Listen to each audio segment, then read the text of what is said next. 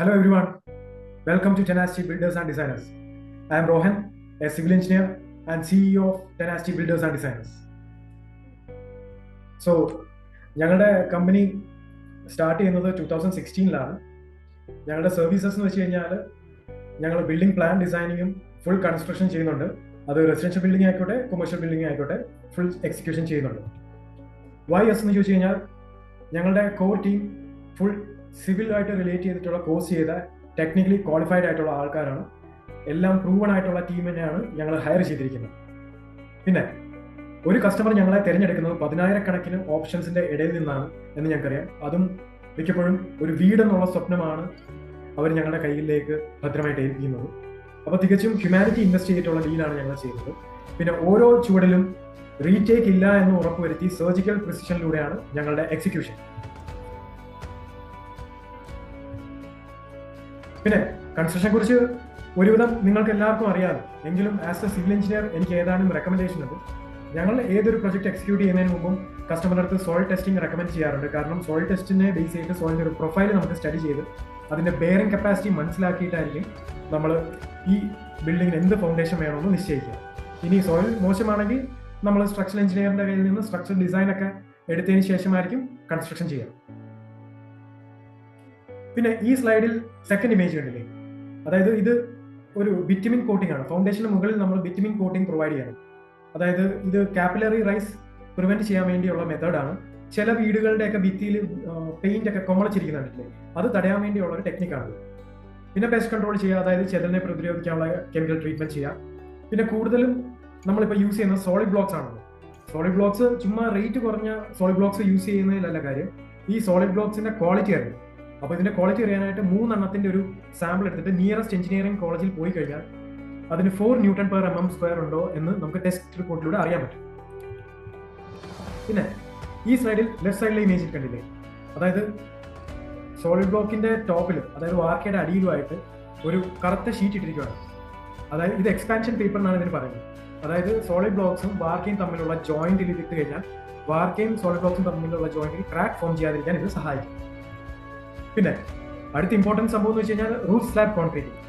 Roof slab കോൺക്രീറ്റിംഗിൽ നമ്മൾ പ്രോപ്പറായിട്ട് മിക്സ് ചെയ്തതിന് ശേഷം അതിൽ വേണ്ട ആഡ് മിക്സേഴ്സ് ആഡ് ചെയ്യണം. അതായത് കോൺക്രീറ്റിന്റെ പ്രോപ്പർ ബൈൻഡിങ്ങിനായിട്ടുള്ളതും കോൺക്രീറ്റിന്റെ പെർമിബിലിറ്റി തടയാനായിട്ട്. പെർമിബിലിറ്റി എന്ന് വെച്ച് കഴിഞ്ഞാൽ കോൺക്രീറ്റിന് എപ്പോഴും വെള്ളം കടത്തിവിടാനുള്ള പ്രവണതയുണ്ട്. അതിനെ തടയാൻ വേണ്ടിയുള്ള ആഡ് മിക്സറാണ് നമ്മൾ യൂസ് ചെയ്യുന്നത്. പിന്നെ മഴയാണെങ്കിലും വെയിലാണെങ്കിലും നമ്മൾ കോൺക്രീറ്റിന് ശേഷം അതിൽ ടർപോളിൻ വിരിച്ചിടാൻ ശ്രദ്ധിക്കുക. അപ്പോൾ മഴക്കാലത്ത് ഈ കോൺക്രീറ്റ് ഒലിച്ചു പോകാതിരിക്കാൻ അത് സഹായിക്കും. കൂടാതെ വേനൽക്കാലത്ത് കോൺക്രീറ്റിന് മുകളിൽ ക്രാക്സ് ഫോം ചെയ്യാതിരിക്കാനും ഇത് സഹായിക്കും. അടുത്ത ഇമ്പോർട്ടൻറ്റ് സംഭവം എന്ന് വെച്ച് കഴിഞ്ഞാൽ പ്ലാസ്റ്ററിംഗ്. പ്ലാസ്റ്ററിംഗ് കണ്ടില്ലേ, ഈ ജനലിന്റെ ഒക്കെ കോർണേഴ്സിൽ PVC മെഷസ് യൂസ് ചെയ്യുക. കോളംസും ബീംസിന്റെ ഒക്കെ ജോയിന്റിലും ഈ PVC മെഷസ് യൂസ് ചെയ്യുക, ക്രാക്സ് ഫോം ചെയ്യാതിരിക്കും. അതേപോലെ പ്ലാസ്റ്ററിങ്ങിന് കഴിയുന്നതും സ്ലോ സെറ്റിംഗ് സിമെന്റ് യൂസ് ചെയ്യാം. അതിന് ഹീറ്റ് റിലീസ് കുറവായതുകൊണ്ട് തന്നെ ഈ ക്രാക്ക് ഫോർമേഷനെ അത് തടയാൻ സഹായിക്കും. പിന്നെ ബാത്റൂമുകളിലൊക്കെ ലീക്ക് പ്രൂഫിംഗ് ചെയ്യുക അല്ലെങ്കിൽ വാട്ടർ പ്രൂഫിംഗ് ചെയ്യുക. അത് ആക്രിലിക് പോളിമർ അല്ലെങ്കിൽ പോളി യൂറേത്തൈൻ കണ്ടന്റ് ബേസ് ചെയ്തിട്ടുള്ള കെമിക്കൽസ് യൂസ് ചെയ്യുക. പിന്നെ കഴിയുന്നതും സിറാമിക് ടൈൽസ് യൂസ് ചെയ്യാതിരിക്കുക ബാത്റൂമിൽ. സിറാമിക് ടൈൽസിന് വാട്ടർ അബ്സോർപ്ഷൻ കൂടുതലാണ്. വിട്രിഫൈഡ് ടൈൽസ് യൂസ് ചെയ്യുക. അതും സൈസ് കൂടിയ ടൈൽസ് യൂസ് ചെയ്ത് കഴിഞ്ഞാൽ പരമാവധി ജോയിന്റ്സ് കുറയ്ക്കാൻ പറ്റും. എന്നിട്ട് ഈ ജോയിന്റ്സിൽ പിന്നീട് എപ്പോക്സി ഫില്ലിംഗ് ചെയ്താൽ മതി. പിന്നെ കേരളം ഒരു ട്രോപ്പിക്കൽ ക്ലൈമറ്റ് ആയതുകൊണ്ട് വീടിന്റെ ഉള്ളിലെ ചൂട് സർവ്വസാധാരണമാണ്. അപ്പോൾ നിങ്ങൾ വീട് പണിയുമ്പോൾ വെസ്റ്റ് സൈഡിൽ വിൻഡോസ് പരമാവധി ഒഴിവാക്കുക. വെസ്റ്റ് സൈഡിൽ കൂടെയാണ് ഏറ്റവും കൂടുതൽ ചൂട് അകത്തേക്ക് കിടക്കുന്നത്. പിന്നെ വാർക്കയുടെ ഉള്ളിൽ നമുക്ക് ഇതേപോലെ പോട്ട്സ് യൂസ് ചെയ്യാം, അല്ലെങ്കിൽ ഈ ഓടൊക്കെ വെക്കാം ചൂടിനെ പ്രതിരോധിക്കാനായിട്ട്. പിന്നെ ബെഡ്റൂമുകളുടെ ഒക്കെ വിൻഡോസ് ഇല്ലേ, അതിന്റെ മുകളിൽ നമുക്ക് ഇതേപോലെ റിബൺ വിൻഡോസ് കൊടുക്കാം. അത് തുറന്നിട്ട് കഴിഞ്ഞാൽ നമുക്ക് കൂടുതൽ എയർ സർക്കുലേഷൻ ഉണ്ടാവും. പഴയ പോലെ ഈ വെന്റിലേറ്റർ ഒന്നും കൊടുക്കേണ്ട ആവശ്യമില്ല, ഈ എയർ ഹോൾസ് അങ്ങനെ കൊടുക്കേണ്ട ആവശ്യമില്ല. ഇതാവുമ്പോൾ നല്ല ഭംഗിയുണ്ടാവും, നല്ല എയർ സർക്കുലേഷൻ ഉണ്ടാവും. ഒരു മോസ്കിറ്റോ നെറ്റ് ഇട്ട് കൊടുക്കേണ്ട ആവശ്യം മാത്രമേ ഉള്ളൂ. പിന്നെ മഴക്കാലത്ത് ഇതുവഴി വെള്ളം അടിച്ച് കയറുമോ എന്നുള്ളൊരു സംശയം സർവ്വസാധാരണമാണ്. അത് ഇതിന്റെ മുകളിലെ വാർക്ക പണിയുമ്പോൾ തന്നെ എക്സ്ട്രാ ഒരു പ്രൊജക്ഷൻ ആയിട്ട് ചാടിച്ചിട്ടാൽ മതി, വേറെ പ്രശ്നമൊന്നുമില്ല. ഇതേ ഐഡിയ തന്നെ ലിവിംഗ് റൂമിലോ ഡൈനിങ് റൂമിലോ ചെയ്യാവുന്നതാണ്. അത് റിബൺ വിൻഡോ തന്നെ കൊടുക്കണമെന്നില്ല. ഇതേപോലെ CNC വർക്കോ ജാലി വർക്കോ കൊടുക്കാവുന്നതാണ്. എസ്തെറ്റിക്കലി അത് നല്ല ബ്യൂട്ടിഫുൾ ആയിരിക്കും. പിന്നെ ഞങ്ങൾ പ്രൊവൈഡ് ചെയ്യുന്ന നീഷ് സർവീസ് ആണ് കണ്ടെയ്നർ ഹോംസ്. അപ്പോൾ കണ്ടെയ്നർ ഹോംസ് എന്ന് വെച്ച് കഴിഞ്ഞാൽ ഈ പ്രകൃതി രമണീയമായ സ്ഥലം നമുക്ക് ട്രഡീഷണൽ രീതിയിൽ കൺസ്ട്രക്ഷൻ ചെയ്തുകൊണ്ട് നശിപ്പിക്കാതിരിക്കാൻ ഈ കോൺസെപ്റ്റ് യൂസ് ചെയ്ത് കഴിഞ്ഞാൽ വളരെ നല്ലതാണ്. കാരണം കണ്ടെയ്നർ അതിന്റെ യാർഡിലിട്ട് ഫാബ്രിക്കേറ്റ് ചെയ്ത് കേവലം ഒരു മാസം കൊണ്ട് തന്നെ നമുക്ക് ഒരു വീടെന്നുള്ള സ്വപ്നം പൂർത്തീകരിക്കാൻ പറ്റും. എന്നിട്ട് നേരെ കൊണ്ട് പ്ലേസ് ചെയ്താൽ മതി. ഇനിയിപ്പോൾ നാളെ ഒരിക്കലും നിങ്ങൾക്ക് ഈ സ്ഥലം വിൽക്കണമെങ്കിൽ ഈ കണ്ടെയ്നറിനെ നമുക്ക് ഷിഫ്റ്റ് ചെയ്യാനും സാധിക്കും. ഇതിപ്പോൾ ഞങ്ങളുടെ ഏതാനും പ്രൊജക്ട്സിന്റെ ഓൺഗോയിങ് പ്രൊജക്ട്സിന്റെ ഫോട്ടോസ് ആണ്. ലെഫ്റ്റ് സൈഡിൽ കാണുന്ന ഇപ്പോഴത്തെ കണ്ടീഷനും റൈറ്റ് സൈഡിലെ ഫൈനൽ ഔട്ട്പുട്ടും ആണ്. അപ്പോൾ ഇത് ഞങ്ങളുടെ നെട്ടൂർ, എറണാകുളം ജില്ലയിൽ നെട്ടൂർ എന്നുള്ള സ്ഥലത്തുള്ള ഒരു പ്രൊജക്ട് ആണ്. ക്ലയന്റിന്റെ പേര് വിനായക് ആൻഡ് അമ്പിളി. ഇവർ NRI കസ്റ്റമേഴ്സ് ആണ്, ദുബായിൽ വർക്ക് ചെയ്യുവാണ്. ഇത് ഞങ്ങളുടെ എടപ്പള്ളി വട്ടേക്കുന്നം എന്ന് പറഞ്ഞ സ്ഥലത്തുള്ള പ്രൊജക്ട് ആണ്. ക്ലയൻസിന്റെ പേര് സബരി ഗിരീഷ് ആൻഡ് ദീപാകുട്ടി മാഡം. പിന്നെ സബരി സാർ ഒരു ബിസിനസ്മാൻ ആണ്, ദീപാകുട്ടി മാഡം ഒരു IT പ്രൊഫഷണൽ ആണ്.